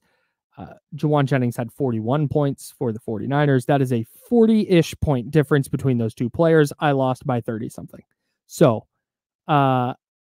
typically, my knee-jerk reaction as a person who does radio content is, great, I can't wait to grill Faraz about this. And Zabo in the chatty house said, hey, you're going to grill Faraz tomorrow. And I'm not. And here's why. I used to host a different show, and we had a fantasy analyst on every week. And I asked this fantasy analyst one day, hey, should I start player X or player Y? And player Y was a little obscure, but not super crazy. It was like a good matchup, I thought. And so I asked him, and the guy was like, oh, player X. Like, why would you ever think about starting player Y? Like, just ridiculous, right? All right, cool. Starting player X. Player Y demolishes player X. Everything I thought was going to happen happened. And so I jokingly reach out to this fantasy analyst who we have on every week. I still have a good relationship with him. Mm-hmm. Reach out to this fantasy analyst, and I said, hey, man, you told me not to start player Y. What the heck? Like, just joke, expecting to be like, oh, my God. This dude lays into me, about how it's my team. I'm a grown man who can make my own decisions. Like, it's not up to him to decide what I do with my team and da-da-da-da-da. It's like, oh, my God. Hey, I'm joking, dude. I know that you accept no response. Like, I get all that. I thought we were doing jokes today. It was just a little joke, bro. He did not take it as a joke. He did not think it was funny. So I will not be doing that to Faraz. It's a good little rule to learn, I guess. Yeah. I think we have a good enough relationship with Faraz that I'm like, come on, guy. Hey, what are you doing? Whatever. This fantasy stuff is serious, bro. Yeah. And I'm sure that fantasy analyst gets hit all the time with like people who are actually mad. Mm-hmm. And so it's probably just all his Twitter knee-jerk response. Yeah, I'm sure his mentions are just ridiculous. Mm-hmm. But yeah, so I will not be grilling Faraz. I'm going to ask him if I should start Juwan Jennings this week. I'm going to do the opposite of whatever he says, for sure. I'm not like grilling him about it. It works. It's my team. Yeah. It's our fault. Yeah. So no. But Faraz will join us tomorrow, 10:30 a.m. for Fantasy Friday. Again, that's for you. We're asking questions about your fantasy teams. You can hit us up in the chatty house at youtube.com/ESPN1320 and twitch.tv/ESPN1320 if you would like to participate in the program. You can also participate in the program on the Elk Grove Kia Talk line. That's 916-909-1320, 916-909-1320. Yeah, come talk to us. Please. Yeah. We're just hanging out. I need to find the doctor who weighed in on Christian McCaffrey, by the way. If you missed it, Christian McCaffrey. I think he's in Germany, Kyle. May or may not still be in Germany, receiving some kind of treatment on his Achilles tendonitis. Now, all Kyle Shanahan did on Monday was confirm that McCaffrey was in Germany.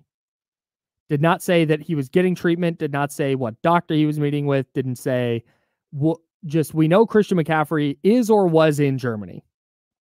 We've seen athletes do this where they go receive treatment in other countries that is not obtainable or is very difficult to obtain in the United States. So they go elsewhere to do so. Jeff Mueller, Twitter doctor, basically said, said that the most optimistic timeline, according to Kenton Feibel, of course, the great Kenton Feibel, who specializes in orthobiologics. Read a lot of his work. Absolutely. Who doesn't? Peer-reviewed and all that. Basically said the most optimistic timeline for Christian McCaffrey returning is week 8 with a decent chance to return by week 12. And there's a chance that is expedited with the potential treatment that he's receiving in Germany. The question I have, because I don't want to dive into the medication or the medical aspect of all this, I don't know. Hopefully he's healthy and hopefully he has a long rest of his career. How long can the 49ers manage without Christian McCaffrey, though? All year. Really? All year. I think they can win a Super Bowl without Christian McCaffrey. No! They can get to a Super Bowl without Christian McCaffrey. They can get to a Super Bowl without Christian McCaffrey. Really? Yes, if Brock Purdy is top 10, Debo's back, Brandon Ayuk is found its form and all that, like, you got to figure out the defense, but the NFC is not super tough. Like, you still have enough. We talked about it last week. You still have enough. Like we can talk through it with the chatty house or whatever. You're going to tell me that the 49ers can't get to the Super Bowl. They can't beat the Detroit Lions without Christian McCaffrey. They can't beat the Green Bay Packers without McCaffrey. Like, sure, they're not as good, but they can still beat those teams, I think. I don't think it's inconceivable they can get to the 49ers if he's just not fully healthy. If Brock is who you say he is, and you have the guys on offense still, like Jordan Mason's still running for 100 yards a game and all that, whatever. Like, Security Bagley saying Jesse tripping. I mean, so then that's it. They can't beat the Lions. They can't beat anyone in the NFC then without him. That's what you're saying then? So here's where I think you said a really important thing in there. I'm not saying winning. I'm saying get to the Super Bowl. I'm gonna be a jerk here, and I'm gonna parse what you said a little bit. I don't disagree that they can have a Super Bowl caliber offense without Christian McCaffrey. On the other hand, I think their defense, which you mentioned, they have to figure that out. Yeah, there's other things that to me is the way bigger hurdle for them right now than offense. I didn't watch Sunday's game in LA and think, wow, this offense stinks. Yeah. Against the Vikings, there were plays to be made. They didn't make them. The Vikings have been locked down defensively. You saw what they did to Houston, who was rolling offensively. I think that's just kind of what the Vikings are doing to teams. I just, until I need to be, I'm not concerned about the Niners offense. Okay, question. If CMC's back or whatever, and their defense is still this, like it's this all year, do you think they can get to a Super Bowl? No. Okay. Like at some point, because their defense, it's not like this isn't the Niners defense went from top 8 to top 16. Like, no, they are one of the very worst defenses in the league right now. Yeah. They are bad. They are not, bad compared to last year. No, they're bad compared to everything. Yeah. They stink on that side of the ball. And that is so much my greater concern. Would Christian McCaffrey help the offense? No doubt. Yeah. And could they win a playoff game or two where they score 38 and they give up 34? Sure. Absolutely. But on the other hand, I don't think they can go win a Super Bowl. Like, I don't know how they get stops against the Lions. Yeah, if we're just, for example, because like for me, if we're just talking about CMC and all that, because I feel like he's been one of the biggest parts of the conversation for the 49ers since the season started. If he's not right, like I don't think that's the reason why you're not getting to the Super Bowl. Like, like the defense, yes, I can agree with you on the defense and stuff, but like even if he is, like I think you can still get by still. But that conversation has all been predicated on all the emphasis on Christian McCaffrey, Deebo Samuel, George Kittle. All of that has been predicated on we didn't know what Brock Purdy would look like without them. And B, we're just penciling in that the 49ers defense is going to be championship caliber. Yeah. Even in 2020, when they lost a bunch of dudes, they were still like middle of the pack. This year, they're not. And so we have to completely recalibrate based on the first 3 weeks, how we view this 49ers team. Yeah. And that's why I got on the air on Monday and was like, or I guess Tuesday after the Javon Hargrave injury got announced, was like, this is done, dude. Maybe they can win 10 games, 11 games. Maybe they make the playoffs, sure. And maybe Christian McCaffrey comes back and everything takes off. But as long as their defense can't stop Jordan Whittington and Tutu Atwell and who else? DeMarcus Robinson, whoever the heck the Rams are running out, as long as they can't get stops against them, and as long as they can't get stops against the Vikings, who didn't have Justin Jefferson, Jordan Addison, and TJ Hawkinson at the end of that game when the Niners needed to get a stop, it's not going to matter. Yeah. It's not going to matter. Like that's why I think we kind of need to recalibrate. Okay, yeah, the Christian McCaffrey thing matters so much, but it's not like the Niners are 1-2 and they have the top defense and their offense is scoring 10 points a game. Yeah. So can they win game? Like no doubt without Christian McCaffrey, and when he comes back they'll be better. But I don't. That's not your biggest problem, right? Not at all, man. Again, I'm not trying to say Christian McCaffrey like he does, but the 49ers have so many bigger issues outside of that right now. Yeah. That's the much larger concern to me. If you clean up the defense or whatever, and it gets back to form and all that, like I think you can get through the NFC if CMC is not healthy, the healthiest. And all so that. let me say this, because you brought up figuring out the defense. If Christian McCaffrey comes back, and let's say he just comes back at full form, he just looks exactly how he did last year, and the Niners offense takes off. Now the level, and this is something we talked about earlier this week, the level that your defense needs to get to is lower. Whereas right now, I think their defense would have to start playing like a top 10 unit to win a Super Bowl. Yeah. With Christian McCaffrey, now I think can you get to top 16? Can you get to top 20? Can you just affect the quarterback and get off the field on 3rd and long? I wonder how unrealistic that is too, to expect CMC can come back and he'll be ready to go after this whole Germany thing or whatever. Yeah, that's this is something dating back to last season, the end, like near the end of last season, but still either way, you guys signed him out, 49ers signed him out all the training camp or whatever, expecting him to be ready for week 1. It's just, now might not even be ready till week 8 or whatever.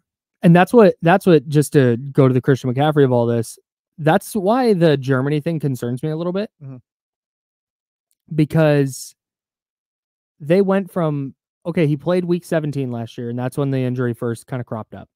Sat out week 18, got the next week off because of the bye, and then played a lot in the next 3 weeks. Then had all off season. He gets into camp, starts camp, Oh, injury flared up. Calf strain, they called it. And he's going to sit out the preseason, getting him ready for week 1. Practicing leading up to week 1. Oh, all of a sudden, he's out. And Kyle Shanahan went from saying, like, no, we've never considered IR to, oh, yeah, no, IR is a consideration now. Oh, and now he's on IR, and now it's 4 weeks. Oh, and now we're getting a report that it's 6 weeks. Now he's out the country. Now we're getting reports that he has gone to Germany to treat this injury that was just a calf strain a month ago. Really needed a passport to treat his injury. Yes.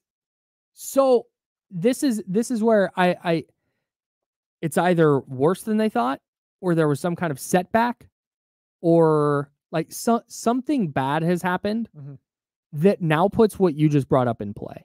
Now it's not, oh yeah, he needs to sit out a few weeks, but he'll get regular workouts in through rehab and he'll be fine to hit the ground running. Now it's like, is he going to be limited substantially in some way where he doesn't look quite right, or he does, but it's clear that he's out of shape and he needs to really ramp up. And now all of a sudden, okay, he's back by week 12, but he's not Christian McCaffrey until week 16. And the problem is now forget Super Bowl. Has your defense been good enough, and has your offense been good enough to even put you in a position where Christian McCaffrey coming back and looking good matters? That's the concern I have. Yeah, that's like part of my thing too. It's like, I think the offense is fine. Like what do you think the Niners' top 3 issues are through the first 3 weeks of the season? If you had to point to them right now, obviously the defense is in there. Maybe it's something more specific, but the top. Yeah, it's definitely it's getting off the field on third down. It's rushing the quarterback, and like the CMC fall in the top 4. Yeah, the injury stuff is probably 3. Gotcha. Yeah, they're it's impossible to win a Super Bowl when you're this banged up. That was part of the reason. That was part of the reason last year felt like they got to do it this year. Yeah, well, because everything's gone wrong this season. Right. You had everything go right last year. Now it's just kind of like, yeah, that's why you probably want to win it one of those years before. Right. And that's not to say what they did last year was some kind of fluke. Like, no, it's not that at all. Yeah. It's just winning a Super Bowl requires some modicum of luck. At this point now, you're just this season. Now you're like everyone else. Yeah, right. And the gap between a Super Bowl team and an NFC championship is not wide. The gap between the Niners and Lions was if there was a gap, was extremely small last year. Yeah. And you see that the ball bouncing off of Brandon Ayuk's face mask and then him diving to make that catch turns the game around. The Lions go for it on a couple of fourth downs and get a big drop in there. And then there was a big third down drop as well. Like, it's these little lucky things that happen throughout the season. And the 49ers, while they were excellent last year, they're so good. They had the luck of, man, they had really good injury luck. They had those couple of plays go right. And oh, look at that. They're in the Super Bowl. Yeah. It is so difficult. The gap between NFL teams, especially between playoff teams, is just, it's not big. And so when you already have this much bad luck, and again, this is not excuses, this is the NFL. The guys get hurt. And the 49ers have had so many key guys get hurt already that it's so hard to just go, oh, well, they'll turn it around. They're fine. It's like the Bengals, for example. We talked about them a lot yesterday. They're not in the club. You kicked them out. Yes, sir. You ejected them from the club. Yep, but my sloppy friend, the Raiders, can stay. The Bengals got in a small argument with the homie, and you kicked them out. Yeah. Meanwhile, the Raiders are spilling drinks on themselves and vomiting everywhere, and they get to stay. It's crazy. It's the way things work out sometimes. But in all seriousness, with the Bengals, the reason I can say, I feel like I can comfortably say, oh yeah, I think the Bengals could bounce back and make the playoffs, is because, hey man, T. Higgins back. They still have Jamar Chase. Joe Burrow is obviously really good. We know that Trey Hendrickson, their defensive end, can really play. Lou Anarumo, their defensive coordinator. We have a track record of him being good. There's all these pieces that are lining up. If it was, hey, T. Higgins been hurt, is still not back, and Jamar Chase has missed the last 2 weeks, and now you start to go, oh, maybe it's just not in the cards for them this year. And for the 49ers, they need where the importance of Christian McCaffrey lies is just trending the right way in any possible way right now. No, I got you. And maybe I feel maybe the vibe is different if Jake Moody makes that 55-yarder, or if Ronnie Bell catches that ball and the Niners pull out a win in LA.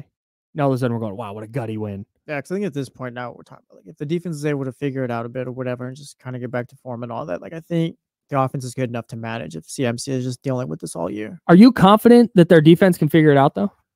Right now, I'm still going to give them the benefit of the doubt. But if like week 6, week 7, like this is what it is, and that's what the 49ers are at that point. It's still early enough to where I can say hold on a bit.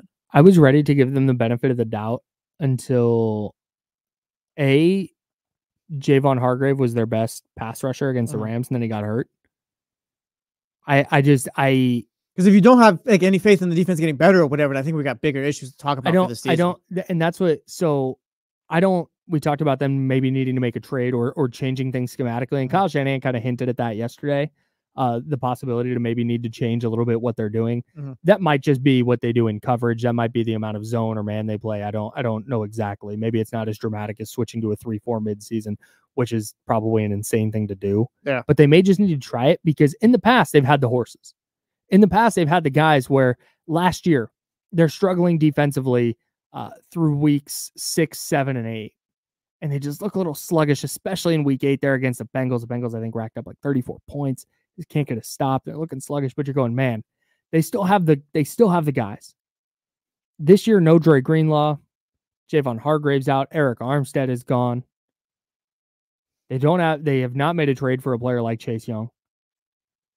And so you look and you look at their roster and you look at their defensive line and you're going, dude, I just don't. Should Leonard Floyd and Nick Bosa be enough? Should it? Like just looking around the NFL, should that be enough to rush the passer? Yeah. Yes. Okay. Absolutely. And at some point, I expect Leonard Floyd to turn it up a little bit. I don't think he's just a bad player now. I think he's had a really bad couple of games, but I expect him to turn it up a little bit here. But that's just to rush the passer a little. You still have to stop the run. Yeah. You have to get some kind of push on the interior. There has to be something there, and I just don't know that they're going to get it. And that's why this is such a concern for me. It's not the coaching. It's not the scheme. I don't know that they have the players to do what they want to do. And that's where it does fall on the coaching staff if you got to switch something up, you got to start pushing the right buttons. Yeah. I mean, maybe we're at a point where we're not ready to have a conversation yet, but some things about this 49ers team we'll probably be talking about at the end of the season. What do you mean? As far as like just the defense, would you be shocked if week 15 we're like, yeah, the defense just never figured it out? And it's just kind of like, we're still talking about the same things a bit. Not where they're like missing the playoffs or anything, but it's just still waiting on the 49ers to get going.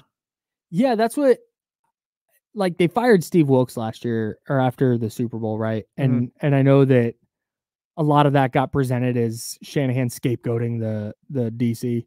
But that disconnect, if you'd been following the team really close, that disconnect started happening in week 7. Yeah.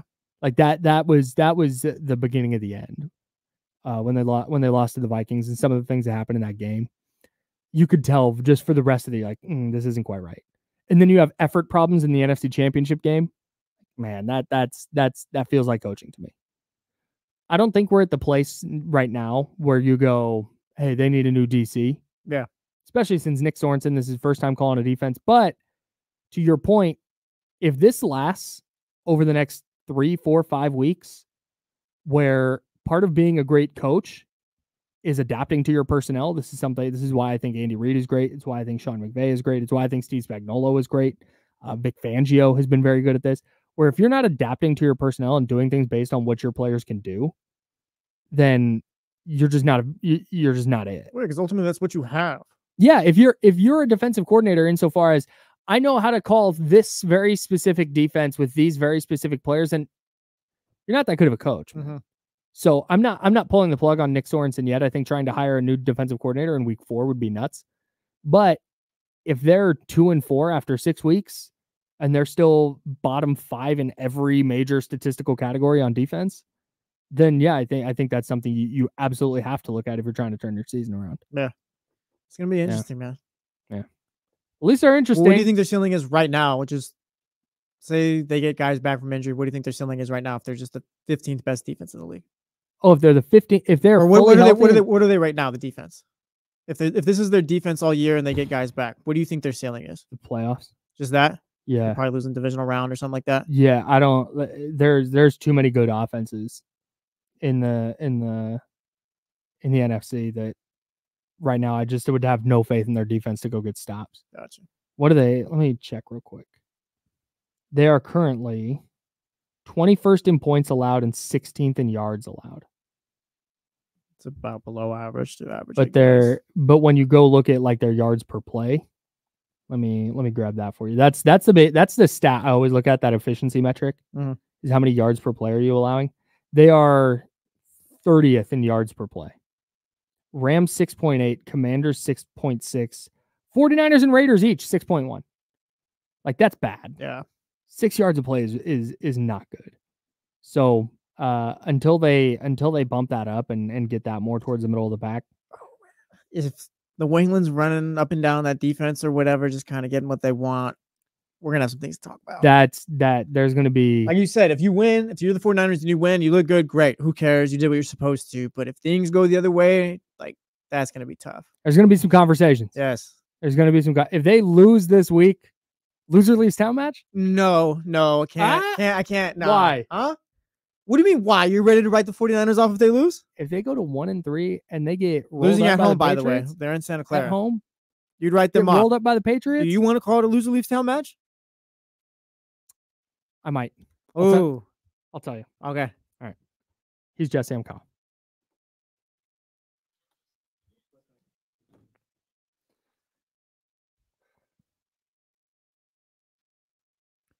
Karen Bagley, do you see Drake May all year, or when do you want to see him? I know the offensive line isn't great. They don't really have great wide receivers. As a Drake May, I think there's something with Drake May, but it's delicate. He's got to be in the right situation when you throw him out there. I've got to get an Elk Grove Honda. There it is. Flagstaff, Arizona. Hell yeah. Shout out to the Hornets, man. Stingers up. College was a great time. You said what? College was a great time. I agree. One of my biggest regrets in college is not going to more football games as like a student, because I was always broadcasting and not picking one game, because those broadcasts were like my life. Like, I cared so much, but I regret a little bit not being like, hey, I'm taking this game off and I'm just gonna go 2, 3, 3.5. Oh, yeah. In fact, you got 4.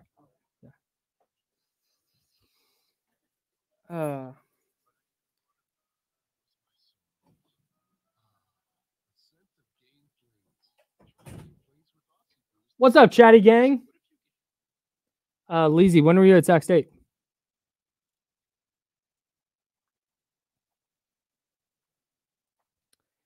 Yeah, we'll get into some of this with James for sure once he's back.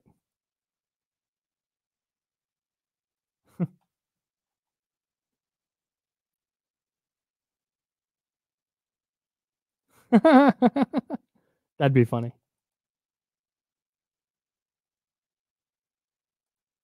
But other than that, they're great. The funny thing is honestly, I think they've been pretty good coverage-wise. They've just had 2 major breakdowns.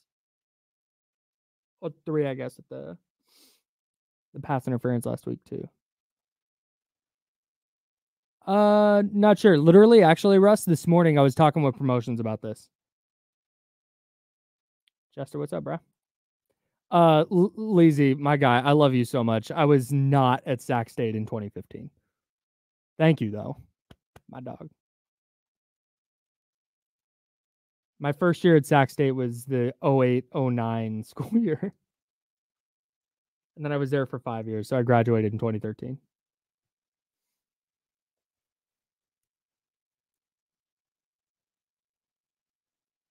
The plan was to walk at graduation. But then I had some life stuff happen and wound up not walking. And I traveled with the baseball team to their conference tournament in Grand Prairie, Texas, and we stayed in Arlington at the Sheraton next to the ballpark at Arlington, the old one. The A's just happened to be in town that week. It was sick. I got to go watch the A's play there. But I submitted my final assignment from the lobby of the Sheraton in Arlington, Texas. That's where I officially ended college.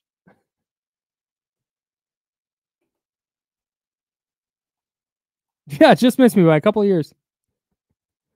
Leezy thought we went to school at the same time together. That's so fire. Yeah, I missed you guys by a couple of years too. That's sick.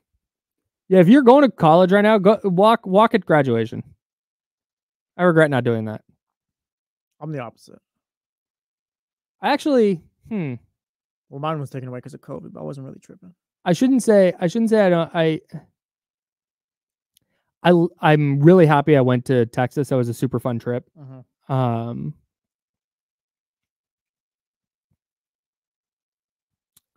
it would have been cool to walk.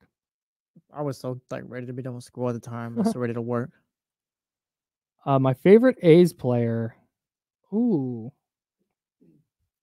Who's my favorite A's player of all time? Damn. That's a tough one. I'm going to build a Mount Rushmore. Mark Ellis, Yoenis Cespedes, Barry Zito, and man, that fourth spot's going to be tough to fill. They're saying Ricky in the chat. Should it be Ricky? Well, this is just a personal favorite, huh? Yeah, Ricky's in the convo for sure. The problem is, I wasn't around much for Ricky. What about Eric Chavez? You're an Eric Chavez guy? Yeah, he's all right. Well, it might be Miguel Tejada. That was sad. Miguel Tejada was a homie. All right, here we go.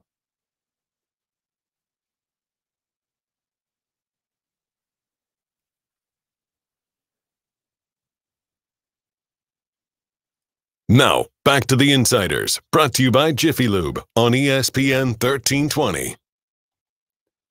Jesse Tapia in for James Ham today. I am Kyle Madsen. The Handoff. One of D-Lower KC will be in here in about 10 minutes. If you want to join the show, hit the Elk Grove Kia talk line, 916-909-1320, 916-909-1320. You want to build the NBA club real quick? Yeah, we can do that. You want to do that? Yeah. Just preseason edition. Again, the club doesn't close until the season ends. Yeah, of course. Club's not, it stays open, and people can come and go as the bouncers here as we let them. So for me, here's how the club is the playoff club. Okay.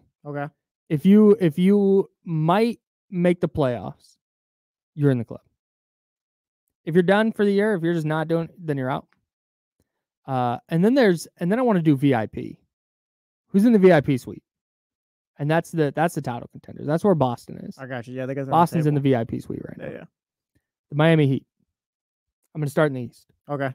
Miami Heat, they in the club? Yes, they're in the club. Miami Heat. I feel like they're just perpetually there. Yeah. They're probably not hoping like Terry Rozier will be more healthy and all that. Tyler Hero will have those guys out there playing together. So I'm sure this year with those guys, if they're able to stay healthy throughout the year, they'll be in the playoffs. The Miami Heat are irregular. And so when they do something dumb or they get in a fight, they spill a drink. I don't think they do that though. You let them hang around. Yeah, they always got good people coming around them. Yeah, because like, hey, you know what? Hey, stuff happens. Mm-hmm. It's fine. Yeah. It's fine. They can stick around. The Wizards are out. Oh yeah, they're way outside. Yeah, don't even let them in the block. Toronto. No, they're out. Get them out. Yeah, they're out. They were mainstays for a while. They were. Yeah. And then you kind of just dampen the place up. Yep. Got to get them out of here. Philly.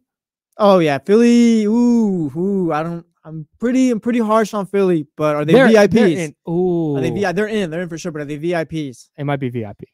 How can you be VIP if you've never gone past the second round of the playoffs? They got good players, man. They do, but they've had good players the last 5 years. Like I'm trying to have you sell me on Philly, but I don't. maybe you can work your way into this VIP room. You know what? Hey, no. Here's why Philly's not the VIP room. Because you have to walk up some steps to get to the VIP room, and Joel Embiid keeps falling down the stairs. All right, there it is right there. They're in the club, but they're not in the VIP room. They're more than welcome to go up there. They walk up to the velvet rope. Bouncer pulls the velvet rope for him. Yeah. You just got to get up the stairs, dog. Bro. You got to do it. I'm onto the railing. Is Paul George the railing? We'll see. We'll find out. We'll find out in the playoffs. Philly in the club, not in VIP. Not VIP.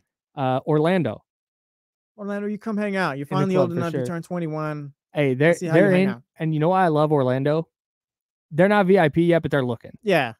Everybody knows. It's a couple years from now. Okay. Paolo's going to be that dude. Orlando is in. The New York Knicks. VIP. Let's go. Come on. Come hang out. I'm so happy you did that. Come hang out. I'm so happy you did that. Yeah. I thought you were going to be salty Celtics guy. No. I can respect other teams. Okay. No, the Celtics are the best team in the league. Did the Knicks have enough to yes, give the Celtics a run? That is a team that the Celtics have to watch for. Like, I wouldn't pick the Knicks in a series, but you can convince me to go 7 games. Here's the thing that had just exited my brain. I think you need to trade Julius Randle, though. Yeah, I would agree.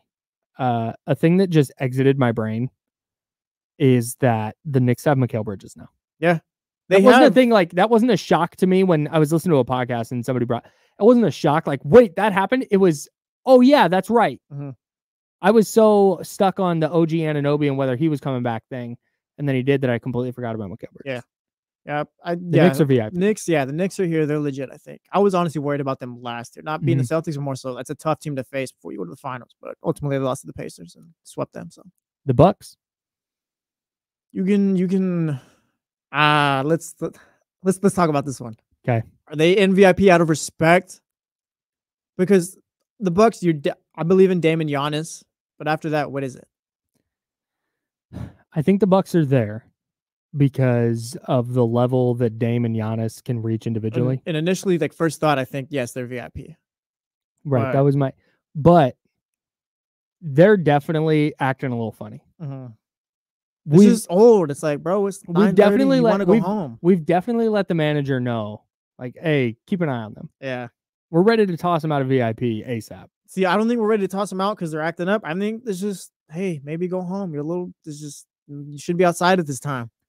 Maybe it's just not for you anymore. Did we send them out of VIP when they invited their friend Doc Rivers? Yeah, maybe. Yeah. It's like Chris Middleton needs a chair and stuff like that to hang out. Like, not trying to talk smack, but Chris Middleton's just not healthy anymore. Yeah. He's not the third guy anymore. You can't. I said Joel Embiid keeps falling down the stairs. Yeah. All right. So we're free for all here or whatever. Like Bobby Portis. I love Bobby Portis. He's a 6th man. Like, that's not your third guy. Yeah. They're VIP right now, but I could see at the end of the year, even halfway through the season, it's like, maybe it's just not for them anymore.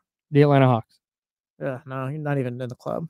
No, they're not. I think they're. You could be playing maybe, but yeah, no, playing doesn't get you in. Yeah, playing doesn't get you in. Indiana, they're in the club. They tried to make a break for VIP last year. Exactly. And they got close. I was like, hey, you almost do you have to respect it this year? And say, yeah, you're in there. Like, they were in the conference finals. Well, that's the thing. I like them better than Milwaukee this year, but Milwaukee just has status. Did Indiana replace Milwaukee in VIP? Not yet. Like I said, Milwaukee still has status. So they get to stay here, but Indiana, they're ready to take that spot. Like, if we're talking just purely basketball, I like Indiana better than Milwaukee. But if I'm going to put this segment, if I'm putting Indiana up there, it's going to be because Tyrese Halliburton is the player in the playoffs that he wasn't consistently. He was so good at times, and then other times in that Knicks series, he was actively like running from the basketball. And I get distributing is a big part of his game, but if you're going to be that dude, if you're going to be a 1A player, you need to go get a bucket when your team needs it. Does it make sense to say that I like Indiana's a team more, but I can be talked into the Bucks like getting to the finals? Yeah, instead? because it's so star driven, right? Like, Giannis could just take over a series by himself. I'll put my money on Giannis and Dame. Yeah. No, I don't hate that. So Indiana, they're in the club, but they're close. They want to come into VIP, but the bouncer just had to get on the radio and like, hey, are we allowing this guy in? Yeah, he's not on the list. We'll check back with Indiana. I like them though. Yeah. Cleveland, you can hang on the club, I guess. They're in the club. They're in the club. They're here. Yeah, they're here. They're here. They're at the bar. They're buying drinks. They can't figure out what money into the club. Can't figure out what they want to order. Exactly. They're just out there. People think I hate the Cavs. People think I hate Cleveland. I don't hate Cleveland. It's that they have they haven't taken any steps forward at all. Right. What are they? They're a playoff team. They're in the club. Yes, exactly. They're spending money here. They can hang out. Do we want to do shots? Do we want to do shots, or do we want to order? Do you want gin and tonic? Okay, I thought you weren't drinking gin anymore. It's that conversation. Yes. It's like, just make a choice. Do we just want to do beers to start? God, don't be that person. By the way, Boston VIP. Yes, they sitting at the head table at VIP. They got bottle service. Yes. Jason Tatum tried to go to a different club. They wouldn't let him in. What are you doing? What are you doing right now? Trying to have fun on the radio. What are you doing? Steve Kerr would not let him in. Yeah, well, Steve Kerr's club stinks. A lot of titles in that club. Whatever, bro. New gold medal. Yeah, because Steph hangs out there. Club night. Brooklyn. Oh, no, you're done. No, Brooklyn's so get them their way out of town. Chicago. No. Charlotte. Out. Detroit. Out. Detroit's pictures on the wall. Detroit's like, Detroit has been stealing bottles from us. Yes, Detroit and Charlotte have been stealing from us for too long. Detroit and Charlotte, pictures on the wall. And last year, Detroit bought how much money Monty Williams makes? $75 million. Yes. They bought a $75 million suit and didn't pay for it. And walked in with 3 children on each other's shoulders. Yes. Tried to tell them. Their pictures are on the wall, definitely. Tried to say, hey, we're in the club. All right, so that gives us we have 8 teams in the club right now. Sounds about right. Absolutely. All right.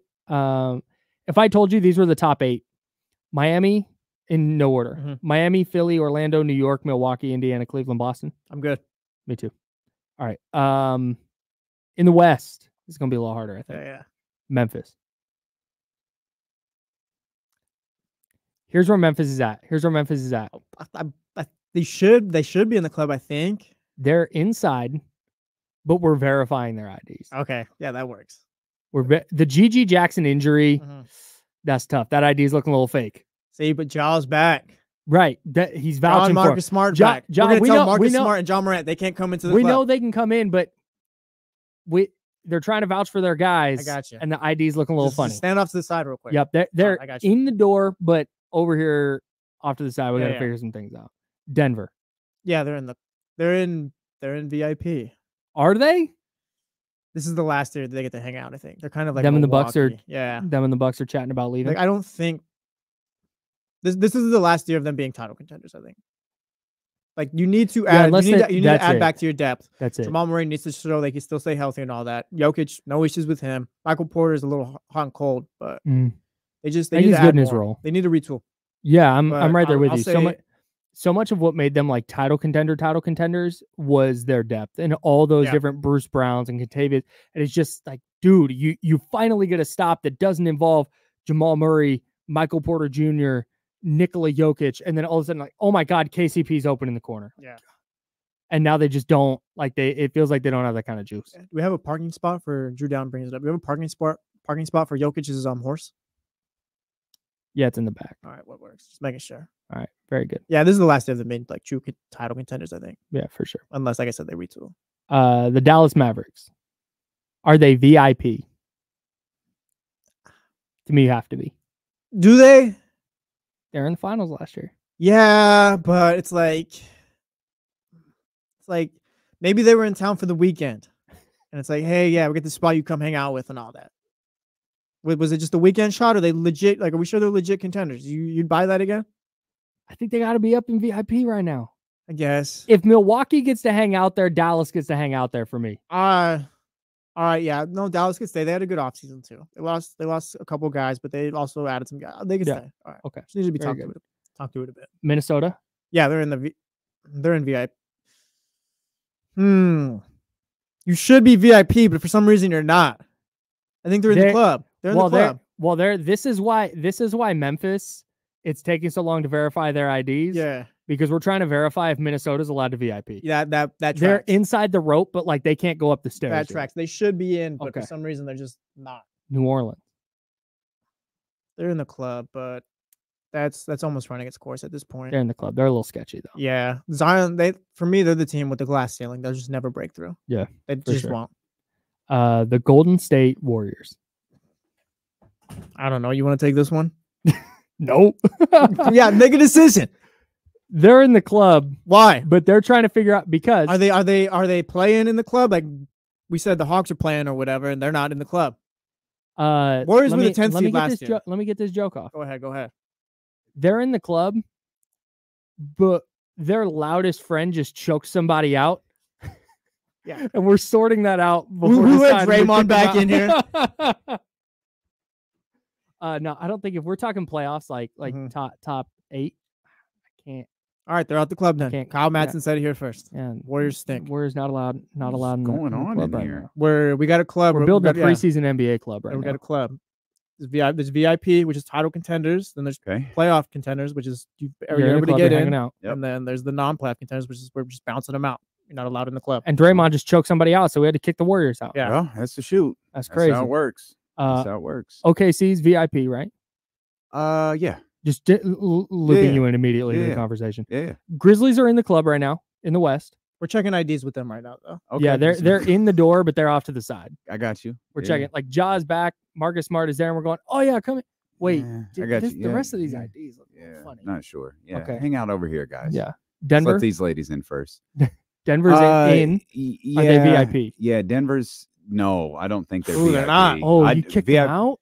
VIP? Title contender. I said this is the last year they get to hang out. Nah, I'm going to go no. That's a no for me. Sorry. Okay, I'm going to jump back to the East real quick. Okay. Milwaukee. Yeah, that's VIP. Yeah, Milwaukee is and Denver is not. Correct. Why? I trust Dame and Giannis more than I trust Joel or more than I trust Jokic and Jamal. Wow. I don't have that love of Jamal that other people. This really just boils down to Jamal Murray and nobody else. I don't necessarily get that either. I do not it's feel he's so good the in the way playoffs. About Jamal. Okay, then you know, when someone leaves, then you can have the booth. But right now, you can't have it. I just I do not have the same feelings about Jamal Murray that others do. Okay. All right. Very good. The Lakers? No, they not in. No, they are not even allowed on the street of the club. Wow. They're not even allowed across from Tiger. You guys have to. You guys have to go. You can head over to Front Street or something. Or yeah, no. LeBron wants to come in by himself. That's fine. No, LeBron. Yeah, you, Mr. LeBron. Yes, we have VIP for you, sir. Yes, Yeah, Mr. James and Mr. James. Everybody else, you guys got to go. Yeah. The Clippers. No, they're out. No, they can't even hang out on the club. Now they can. They could. You're not removing them from the line. No. Yeah, I'm willing to keep the Clippers in line. Me too. I'm not willing to just sorry guys. The Lakers, hey guys, sorry. We don't have room for you guys today. The Clippers, I'm well, of course the news we got earlier this week leaves me a little that's a good point. Little sketchy, but yeah. they could Kawhi pulls up, you can come hang out. Yep. Yeah. But Kawhi got to be here. Yeah, he has to come. Your popular friend got to be here. Otherwise, you got to go. And anytime he leaves, you guys got to go with him. Yeah. Kyle asked this one earlier. What about Philly? You know where I Kyle said Joel Embiid can't get up the stairs to the VIP. He keeps falling down the stairs. That's not okay. First of all, that's not okay. He does. I'm gonna go. They're in the club, but they're on the waiting list. I told Jesse and Casey this yesterday. I need to see how it all comes together, because right now it's a lot of newness. It's a lot of figuring stuff out. It's a lot of first run type stuff, and to think that that's going to go completely smoothly, I think is a bit crazy. And I'm sure at some point you're going to get to New York, and that's exactly how I feel about New York. New York's got a few changes. They got Mitchell Robinson out. Like, I'll put those two in the club, the Sixers and the Knicks. They could be in the club, but yeah, those aren't. They don't get the booth. Dame is tougher than us. I got the Knicks in the VIP. I got the Nuggets in VIP. You can tell who has done many events at clubs in his life and who has not. Yeah, like everybody. Send them up. We're good. Everybody doesn't get a booth. Like that's what it boils down to. Okay, like so everybody doesn't get a booth. I want to pause the West momentarily. Here's who's in the club in the East. Okay. Miami, Philly, Orlando, the Knicks, the Bucks, the Pacers, Okay. the Cavs, and the Celtics. The Celtics aren't in VIP? That's just They're in. Here's No, the Celtics are in the VIP. that's basically the 8 playoff teams we have. Yeah. Right now. Okay, I got you. The Celtics VIP was Boston, and they get the nicest booth. Yes. They get the bottle booth service, with they the got white. works. Yeah. So Boston's in VIP at the head table. We had Milwaukee there, but they're looking a little sketchy. We might have to kick them out. The Knicks. I'm not putting that was the it. Knicks up there. I think that was it. The Knicks can't have a booth right now. Wow. Not yet. Not yet. Dang. Pacers? No, the Pacers can't have a booth, but they got a good table. Yeah. I got the Pacers having a really, really nice table. I think their table's a little nicer than Cleveland's. Yeah, I think so too. I think that Cleveland is at the bar. They can't decide what to order. Okay, that's fine. That's a good call. That's a good call. Choice, dude. That's a good call. Yeah, come on, man. That's a good call. One wants a Cosmo, the other wants an old fashioned. It's like, buddy. Someone's down there. Donovan Mitchell's down there going, "We're just doing shots." Yeah. Come on. Man, God. The Phoenix Suns jumping back to the West. Club. Yeah, they're in there. They're in the club. They're not VIP. They're in the club. Yeah, no, definitely not. I don't think I have any more. I don't have any more VIP teams in either conference. I don't have any more VIP teams. Dallas is not in VIP. Nope. I said they were a weekend stay last year, and that's why they got to hang out. So who's it? So in the real quick, Blazers not in the club. Kings in the club. San Antonio, Utah, Houston. Houston in? No, not for me. Houston's right outside though. Yeah. They could stay in line. They could be by the Clippers. Houston almost got in last year. Yeah. It's like oh well. Okay. No. Well, all right. They won 10 games at the end of last season. Let's be careful about what we mean when we say they almost got in. That's like, you know what? You're right. It's a little. They got Jordans on, but they might be fake. Yeah. I'm like, they almost got the Warriors. Yeah. They came from China. They definitely came from China. So in the West, who's in VIP for you then? Oklahoma City. OKC. Minnesota? Nope. Dallas? Nope. That's it. OKC is the only team I'll put in the VIP booth. Wow. I don't like Minnesota. Now Jesse and I had like 9 teams. Now, here's the thing. I could put Minnesota in there like pretty quickly. And I was like this with them last year. I needed to, I get tired of everybody talking Minnesota. They hadn't shown it for like 3 years, but you guys kept talking about it. Forgive me if I'm not willing to buy this yet. No doubt. And it was pretty quickly. It was maybe 30 games. Maybe, at the most, it was 40, but I think it was like 30 games. It was like, all right, y'all were right. They're here. They have arrived. My question now is, can they sustain that? Because now it's the Mike Brown thing of going from good to great. You could argue if they were good last year or if they were great. I don't really care. Is it sustainable? And I think that team has flaws. I think they have, man, I can't think of another term to use. I think they have flaws and I think they have egos. I think there are some things that could get in their, I think there's some internal things that could get in their way this year. You can prove me wrong very quickly. And Mr. Towns, Mr. Edwards, I'm sorry. Your booth is in fact ready for you. Follow me.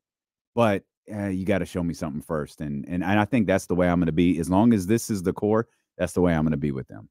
All right, fair enough. Real quick, you see Anthony Edwards at the red carpet for that Netflix show in a hoodie and some sweatpants. Incredible. Yeah, it's just, incredible. That's my hero right yeah, there. Yeah, incredible choice. Domas, dressed to perfection. Yeah. And there's Ant-Man. Just, but that's Ant-Man. I'm with it. Just in his hoodie and sweatpants. That'd be Jesse. That's Facts. Oh, Jesse, dude, we got a formal event. All right, I get my best hoodie. Tie on under the hoodie. Yep. Are you the hoodie with the blazer over it? No. He's the hoodie. I'm the hoodie. Just and hoodie, if I no can't blazer. wear the hoodie, then I'm not coming. He's the hoodie with the Air Force Ones that only come out for the big days. Yes. Exactly. The crispy white ones? Yes. The crispy white ones don't get worn every day. He's got the wear everyday Air Force I got Ones. those on today. And then he's got the special Air Force Ones. Excellent. Yep. I can't wait to revisit the NBA club throughout this. No, this will be fun. It's going to be a lot of fun. All right, D'Lo and KC coming up next. What do you guys got? I forgot, to be honest with you. Perfect. It's a busy Those day. are my favorite shows. But Cowboys play the Giants, 49ers. Yep, we got Thursday night football tonight, so there's a lot to talk about with that. And Matt George. Thank you. Nice. Producer. Thank you. He's very good at this. D'Lo and KC coming up next. Jesse Tapia was in for James Hand today. We're the Insiders, back at 10 tomorrow on ESPN 1320, Sacramento Sports Leader. Until then, drink water, be nice to people. Bye.